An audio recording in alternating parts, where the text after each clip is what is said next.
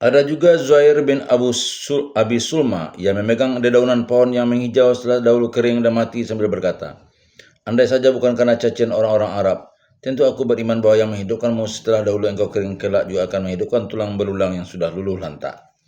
Dialah yang menuturkan bait-bait syair berikut, dan pernah sembunyikan apapun dalam dirimu agar tidak kelihatan oleh Allah. Seperti apapun disembunyikan, Allah tetap tahu.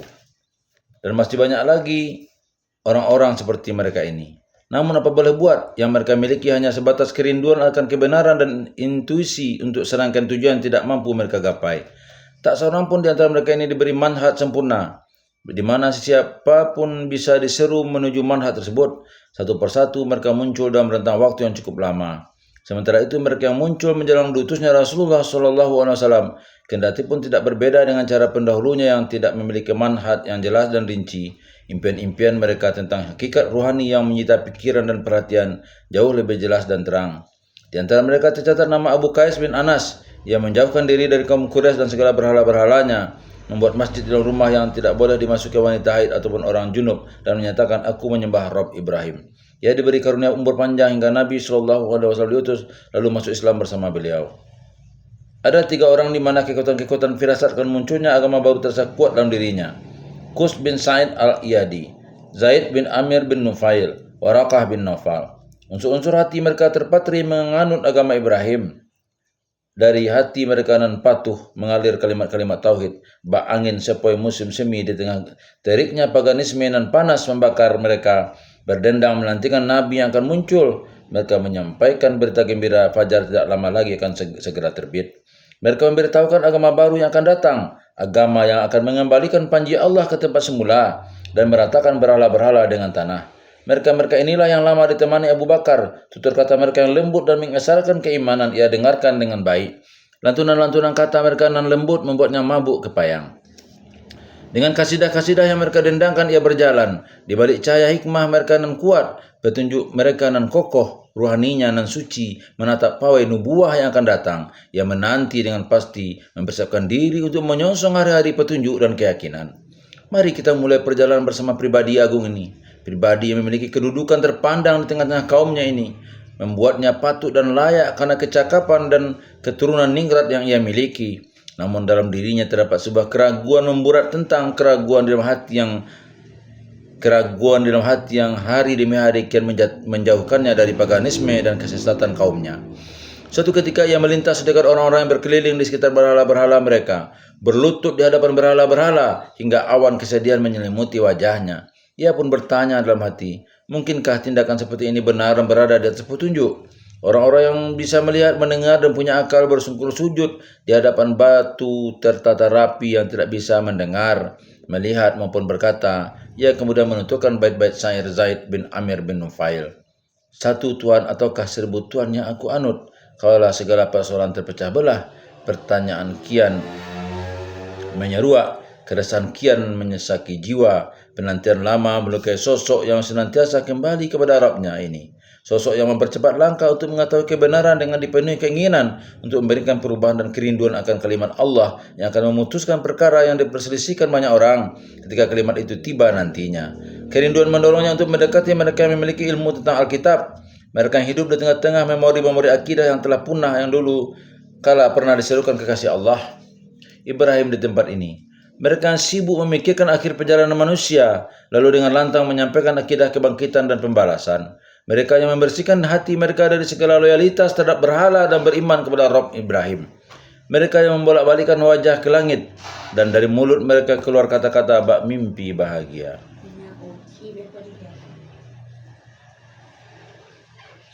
Apa gerang tutur kata yang menyenangkan dan yang diinginkan akal Abu Bakar yang lebih baik dari tutur kata mereka ini?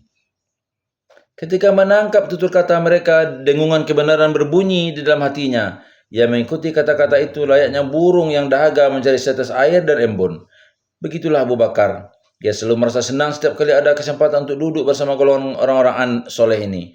Qus bin Sa'adah, Zaid bin Amir, dan Warakah bin Naufal. Kaum Quraisy kala itu tidak memusuhi ataupun menindas mereka karena mereka hanya mengurus diri sendiri. Tidak mengemban sebuah dakwah terorganisir ataupun agama baru yang mengancam agama dan tradisi-tradisi Quraisy. Ini yang pertama. Kedua, mereka sudah tua dan mentari kehidupan mereka nyaris terbenam. Berbeda dengan Abu Bakar yang masih berada di tengah musim semi usia dan memberikan harapan. Dia memimpin kaum yang diserai jabatan mengurus tugas paling penting dan mulia saat itu, penanggung diat. Abu Bakar pun memikirkan hal ini, memikirkan apa saja bahaya yang mungkin akan dihadapi ketika keluar dari barisan-barisan yang penuh sesak. Ketika orang-orang tahu bahwa ia sangat menghormati pemikiran-pemikiran Qus, Warakah, dan Zaid. Qus, Warakah, dan Zaid sudah melepaskan diri dari apapun terkait kelompok Quraisy sehingga tidak perlu takut pada sisaan apapun. Meskipun kaum Quraisy tidak memusuhi mereka, namun kaum Quraisy berusaha sekuat tenaga untuk mengekang keinginan mereka yang tak bisa dikendalikan.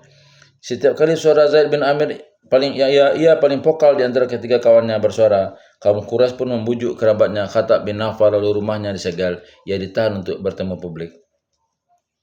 Lantas bagaimana dengan Abu Bakar dan hubungannya dengan kelompok yang tengah diasah dan tumbuh berkembang, padahal ia menjadi pusat perhatian di tengah-tengah kaumnya? Apakah kaum Quraisy membiarkan meski hanya berkungkung pada akal dan pemikiran baru ataupun impian-impian bisu? Sebelum keraguan Abu Bakar kian berlarut, lintasan pikirannya memburat terang lalu melihat sosok teladan Muhammad bin Abdullah sallallahu alaihi wasallam. Abu Bakar kala itu tengah dalam usia dan kehidupan yang matang, baik musim semi. Selain berasal dari keturunan dan nasab terpandang, di tengah kaumnya ia bak mutiara paling bersinar di tengah-tengah tiara. Namun demikian, di tengah ketenangan ia menjauhkan diri dari segala berhala, menghabiskan hari demi hari jauh dari kebiasaan dan perilaku kebanyakan orang yang tak bermanfaat. Ia hampir tak pernah menemui siapapun dan tidak membiarkan siapapun mencuri waktu, akal, dan ketenangan dirinya. Saat itu ia menghambakan diri dengan merenung sampai akhirnya kebenaran datang kepadanya dengan jelas. Abu Bakar pun merasa tenang, ia mampu menempuh jalan sendiri tanpa harus menghadapi gejolak ataupun marah kaum Quraisy, sama persis seperti Muhammad. Ia tidak pernah menghina berhala-berhala, namun juga tidak pernah memuji-muji benda-benda tersebut. Ia tidak pernah menyembah berhala bersama orang yang lain, tidak pernah bersujud di hadapan berhala bersama yang lain, tidak pernah mendekatkan diri kepada berhala, dan sama sekali tidak merasakan keberadaannya. Ia menjauhkan diri dari umat seorang diri dan terus berlalu mencari kebenaran. Inilah tujuan paling besar di mana kehidupan seseorang bergantung di sana. Dinginnya keyakinan mengalir dalam tubuhnya, meskipun Abu Bakar memiliki usia yang sama dengan Muhammad, tetapi ia melihat adanya contoh dan teladan ideal dan pribadi Muhammad yang menarik kepercayaan orang lain. Abu Bakar sangat berhasrat untuk mendampingi beliau, hingga seperti yang dikatakan Ummu Salamah, Abu Bakar itu sahabat dan orang dekat Muhammad sallallahu alaihi wasallam. Abu Bakar teringat akan kondisi teman dan sahabat dekatnya. Ia tepis segala hal yang ia takutkan dari kaum Quraisy dan memutuskan untuk memenuhi kerinduan diri, berjalan bersama kerinduan menuju kebenaran dan pengetahuan. Namun jalan yang ia tempuh akan berbeda dengan jalan yang ditempuh sahabat dekatnya Muhammad sallallahu alaihi wasallam. Dan benar saja hasil yang mereka berdua dapatkan berbeda. Kalau Abu Bakar mencari kebenaran, ternyata Muhammad yang menemukannya. Manhaj Muhammad adalah merenung, mendengarkan bisikan yang datang dari hakikat itu sendiri. Sementara manhaj Abu Bakar adalah berpikir, mendengar kata-kata hikmah orang-orang bijak, logika para ahli ibadah yang berilmu. Sepanjang hidupnya Abu Bakar gemar menghafal budaya Arab dan indah, seperti puisi dan prosa. Bermodal kekayaan hafalan itulah akal memberinya segala sarana yang diperlukan untuk berpikir. Berbeda dengan Muhammad yang terus merenung, mencari kebenaran melalui institusi dan pengalaman di baliknya. Ternyata Abu Bakar menyerahkan hati dan akalnya kepada hikmah yang terlihat bersinar terang di balik kata-kata sekelompok orang soleh yang punya pengalaman panjang dan lurus. Qus, Warakah, dan Zaid. Setiap ada kesempatan untuk bertemu dan mendengarkan tutur kata mereka, ia selalu memanfaatkannya dengan baik. Abu Bakar menghafal kata-kata mereka dengan kuat, menjalani kehidupan sesuai impian mereka. Kehidupannya dibantu oleh fitrah agung dalam dirinya, ingin mengetahui dan mencapai kebenaran dengan harga sama apapun. Fitrah yang melihat petunjuk lurus menuju hakikat yang didambakan dalam diri mereka ini karena pertimbangan usia dan pengalaman hidup mereka nan bersih. Suatu ketika setelah Muhammad sallallahu alaihi wasallam menerima risalah dari Rabbnya dan Abu Bakar turut beriman bersama beliau, Rasulullah sallallahu alaihi wasallam duduk bersama para sahabat mengingat kenangan masa muda dulu. Bila mengenang, saya tidak akan pernah melupakan Qus bin Sa'idah. Ketika itu ia menunggang unta abu-abu di pasar Ukas. Ia menyampaikan kata-kata yang tidak saya hafal. Abu Bakar menyahut, saya hafal kata-kata itu, wahai Rasulullah sallallahu alaihi wasallam. Saya hadir di pasar Ukas saat itu. Di atas unta abu-abu, Qus berhenti dan berkata, wahai semuanya, dengarkan dan pahamilah. Jika kalian sudah paham, petiklah manfaatnya. Siapapun yang hidup pasti mati, dan siapa yang mati pasti lenyap. Apapun yang akan datang, pasti datang. Sungguh di langit ada berita, sementara di bumi ada pelajaran. Hamparan nan tertata, atap nan tinggi, bintang-bintang nan bergerak, dan lautan yang tak akan pernah menyerang daratan. Malam gelap yang pekat, siang yang pergi perlahan, dan langit yang penuh binatang. Dan langit yang penuh bintang. Qus bersumpah, sungguh Allah memiliki agama yang lebih ia sukai dari agama yang kalian anut. Kenapa banyak orang berlalu tanpa kembali? Puaskah mereka dengan dunia ini hingga mereka hidup abadi, ataukah mereka ditinggalkan lalu tidur selamanya? Abu Bakar kemudian menuturkan bait-bait syair Qus bin Sa'idah. Di balik kepergian orang-orang terdahulu, terdapat banyak pelajaran untuk kita. Kalau aku melihat sumber-sumber kematian, ia tidak memiliki tempat untuk berlari. Aku melihat kaumku berjalan cepat ke sana, yang besar maupun yang kecil. Aku yakin aku pasti menyusul mereka yang menuju ke sana. Demikianlah, Abu Bakar menghafal dan menimba ilmu dari orang-orang soleh tersebut. Seperti itulah rohnya yang selalu menghembuskan hikmah.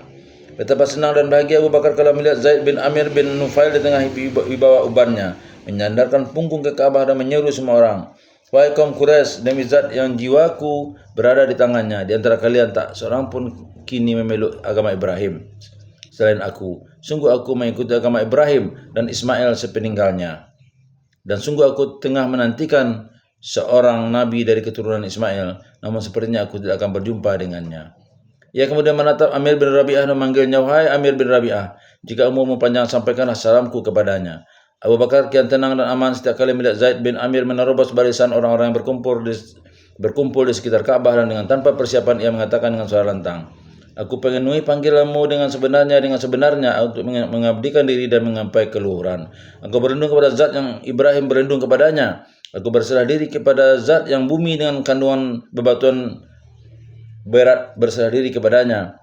Ia bentangkan bumi, lalu setelah ia melihat bunga terbentang rata di atas air, ia pancangkan gunung-gunung dengan kokoh di atasnya. Aku berserah diri kepada zat yang hujan dengan kandungan air dan tawar berserah diri kepadanya."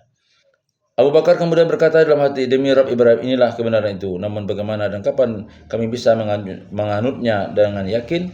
Hari demi hari berlalu, perasaannya dipenuhi impian untuk membujang dan beribadah. Kerinduan akan agama Ibrahim kian memuncak. Tapi mana jalannya? Mereka yang membersihkan rohani dan hati dengan kerinduan ini pun tidak tahu. Memang mereka yakin agama yang dianut kaum Quraisy sama sekali tidak benar, menyalahi agama Ibrahim. Namun apa kiranya manhaj baru di mana Ibrahim bisa mengembalikan agama dan hakikat agama kembali? Mereka tidak tahu, kedua temannya juga sama-sama tidak tahu. Baik, untuk sementara itu yang kita bacakan. InsyaAllah kita lanjutkan dengan alinea berikutnya. Semoga yang kita bacakan ini ada manfaatnya. Billahi taufiq wal hidayah. Assalamualaikum warahmatullahi wabarakatuh.